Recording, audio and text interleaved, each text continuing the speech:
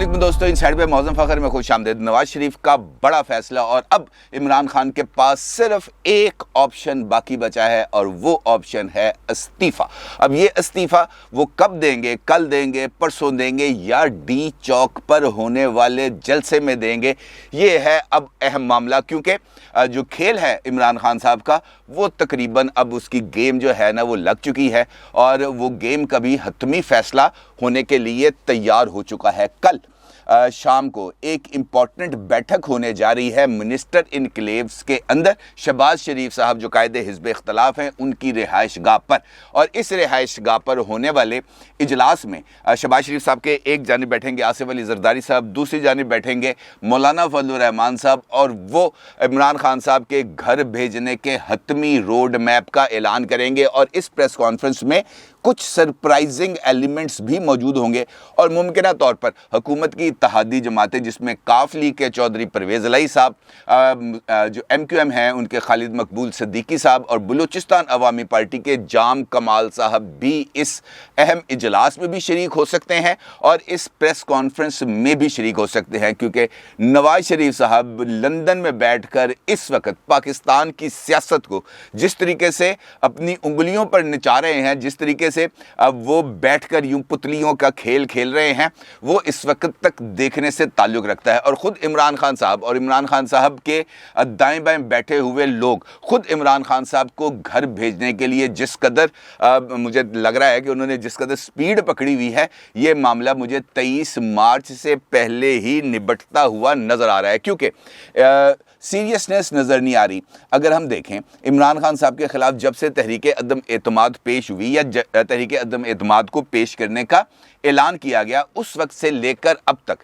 عمران خان صاحب کی طرف سے اپنے اقتدار کو بچانے کے لیے ہم نے بھاگ دوڑ تو دیکھی، لیکن ایک جو سیریس اٹیمپٹس ہیں بظاہر وہ مجھے نظر نہیں آئیں کہ وہ بیٹھے ہیں اگر اتحادیوں کے ساتھ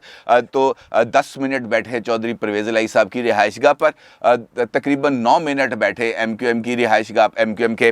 دفتر کے اوپر، لیکن وہ جو جسے کہتے ہیں کہ جہاں پر بیٹھ کر ایک سنجیدہ گفتگو کرنا، وہ سنجیدہ گفتگو نظر نہیں آئی، اور یہ بڑا حیران کن ہے۔ لیکن خود عمران خان صاحب کی کابینہ کے اراکین بھی ایک کے بعد ایک کر کے نہ صرف سامنے آ رہے ہیں بلکہ عمران خان صاحب کی رخصتی کے لیے جو راستہ ہے اس کو بھی ہموار کرتے ہوئے نظر آ رہے ہیں۔ پہلے شیخ رشید احمد صاحب نے کل کوئٹہ کے اندر اس بات کا اعلان کیا، بلکہ عمران خان صاحب کے تابوت، سیاسی تابوت کے اندر آخری کیل ٹھونکی، کاف لیگ کے اوپر تنقید کر کے ان کو بلیک میلر قرار دے کے ان کو یہ کہہ کے کہ وہ 5 سیٹوں کی جماعت ہے لیکن وہ پنجاب جیسے بڑے صوبے کی وزارت اعلیٰ کے خواب دیکھ رہی ہے، اور یہ تو سیدھی بلیک میلنگ ہے۔ یہ کہنے کا مطلب یہ تھا کہ انہوں نے اپوزیشن کے کام کو آسان کر دیا، کاف لیگ کے لیے فیصلے کا اعلان کر دیا جو ابھی تک تذبذب کا شکار تھی۔ دوسری جانب جو ماسٹر سٹروک کھیلا ہے وہ کھیلا ہے شاہ محمود قریشی صاحب نے، کیونکہ شاہ محمود قریشی صاحب اس وقت جس گیم کے اندر ہیں وہ گیم بھی کچھ زیادہ جسے ہم کہہ سکتے ہیں کہ پیچیدہ نہیں ہے، کیونکہ شاہ محمود قریشی صاحب، شیخ رشید احمد صاحب، فواد چودھری صاحب، یہ تمام وہ شخصیات ہیں جو بنیادی طور پر جہاں سے تعلق رکھتے ہیں، جہاں کے ساتھ ان کے دل دھڑکتے ہیں، وہیں کی پالیسیز کو وہ لے کے آگے بھی چلتے ہیں۔ اب فواد چودھری صاحب کا ذکر ہے تو شاہ محمود قریشی سے پہلے فواد چودھری صاحب کی بات کرتا ہوں۔ فواد چودھری صاحب، خبر یہ ہے کہ فواد چودھری صاحب نے بھی اب اپنے سامان کی پیکنگ شروع کر دی ہے، اور وہ بھی ارادہ باندھ رہے ہیں اب، یا اس بارے میں انہوں نے سوچ بچار شروع کر دیا، کوئی مشاورت شروع کر دی ہے کہ جناب یہ اب ڈوبتی کشتی سے چھلانگ لگانے کا وقت آ گیا ہے۔ ممکنہ طور پر وہ شاید تحریک عدم اعتماد تک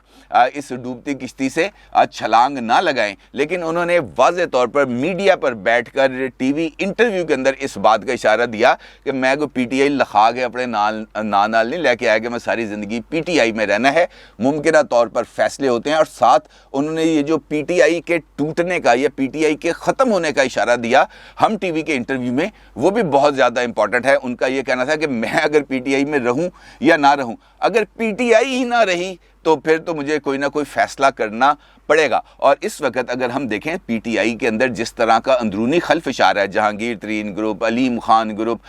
عباس غضنفر عباس چھینا گروپ، پرویز خٹک گروپ، شاہ فرمان گروپ، علی زیدی گروپ، اسد عمر گروپ، اس قسم کے بے شمار گروپس اس وقت پی ٹی آئی کے اندر نظر آ رہے ہیں۔ اور اگر یہ دھڑے بندی ایسے ہی آگے بڑھتی ہے تو پھر فواد چودھری صاحب والی بات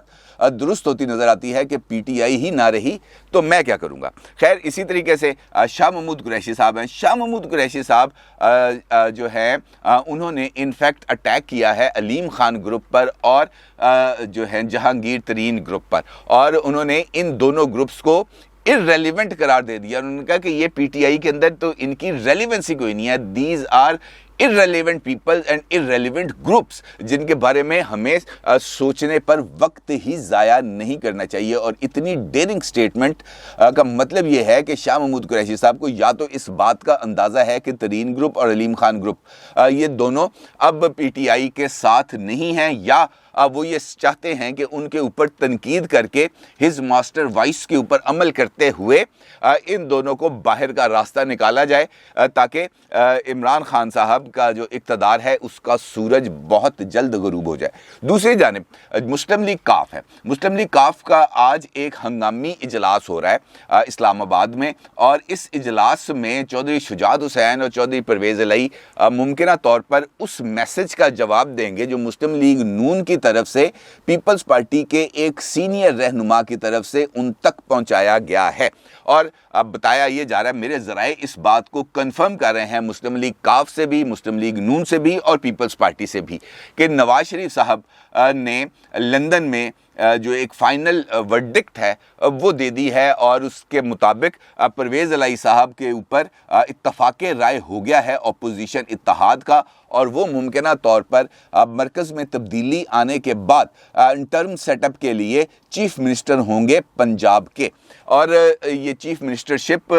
کا جو پیغام ہے یہ مسلم لیگ لندن سے آیا ہے شہباز شریف صاحب کے پاس، اور شہباز شریف صاحب نے یہ پیغام دے دیا ہے پیپلز پارٹی کو، کیونکہ پیپلز پارٹی مسلم لیگ نون اور کاف لیگ کے درمیان طے پانے والے معاہدے کی ضامن ہوگی۔ اور اس کے بعد پیپلز پارٹی کے ایک سینئر لیڈر نے جا کے ملاقات کی ہے چودھری پرویز الہی صاحب سے بھی اور چودھری شجاعت حسین صاحب سے بھی، جس کے بعد یہ والا معاملہ اب مجھے کلوز ہوتا ہوا نظر آ رہا ہے، اور ممکنہ طور پر آج مسلم لیگ کاف حتمی نتیجے کا یا حتمی فیصلے کا اعلان کر دے گی، یا اس کا حتمی فیصلہ لے لے گی، اور اعلان کیا جائے گا کل اپوزیشن اتحاد کے اجلاس کے بعد، جس کے اندر آصف علی زرداری صاحب بھی شرکت کرنے جا رہے ہیں۔ دوسری جانب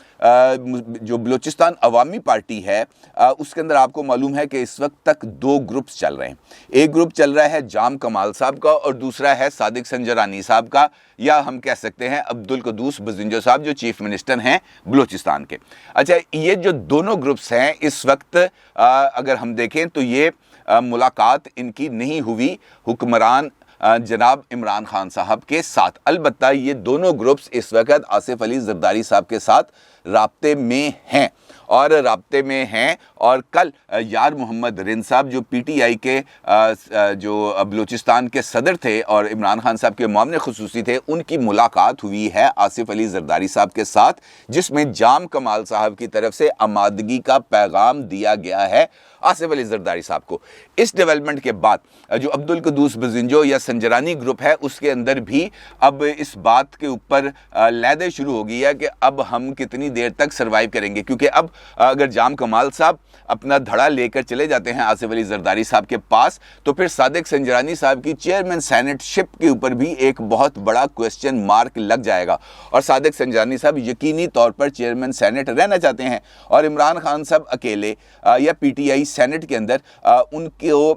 جو چیئرمین سینٹ کے عہدے کے اوپر ان کو نہیں بٹھا سکتی۔ آخرکار صادق سنجرانی صاحب کو چیئرمین شپ کو چھوڑنا پڑے گا، لہٰذا ان کے لیے بھی یہ ایک اب فیصلہ کن ٹائم ہے، اور اس بات کے اشارے مل رہے ہیں اسلام آباد میں اور سنجرانی صاحب کے قریب ترین حلقوں کی طرف سے کہ صادق سنجرانی صاحب بھی آخرکار آصف علی زرداری صاحب کے کیمپ میں جائیں گے، اور ممکنہ طور پر ایک شخصیت کے ذریعے انہوں نے آصف علی زرداری صاحب کے ساتھ رابطہ بھی کر لیا ہے۔ جام کمال صاحب کا آصف علی زرداری صاحب کے ساتھ بھی رابطہ ہے، اور مولانا फजलुर रहमान साहब के भी साथ भी राब्ता है। दूसरी जानिब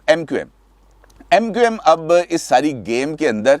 उसने अपना एक जो चार्टर ऑफ डिमांड है वो ना सिर्फ तैयार किया है, बल्कि जब उनकी आसिफ अली जरदारी साहब के साथ मुलाकात हुई थी तो वो उन्होंने आसिफ अली जरदारी साहब को बताया। उनके अंदर जो उनके बुनियादी मुतालबात थे, एक मर्दमशुमारी का इशू है जो 3.5 साल इक़्तिदार में रहने के बावजूद कराची की मर्दमशुमारी के हवाले से हुकूमत वक्त से अपना मुतालबा नहीं मनवा सके। यही मुतालबा उन्होंने आसिफ अली जरदारी साहब के साथ रखा। दूसरी जानिब उनका मुतालबा मेयरशिप है कराची की, जो वो चाहते हैं कि अगर एमक्यूएम जो इलेक्शन है कराची का वो जीत जाती है तो उनके मेयर को इख्तियारात भी मिलने चाहिए और उसको कराची के अंदर काम करने का मौका भी मिलना चाहिए। और इसके साथ साथ उन्होंने गवर्नरशिप मांगी है सिंध की, जो आसिफ अली जरदारी साहब ने जिसके ऊपर ओके कर दिया है। अब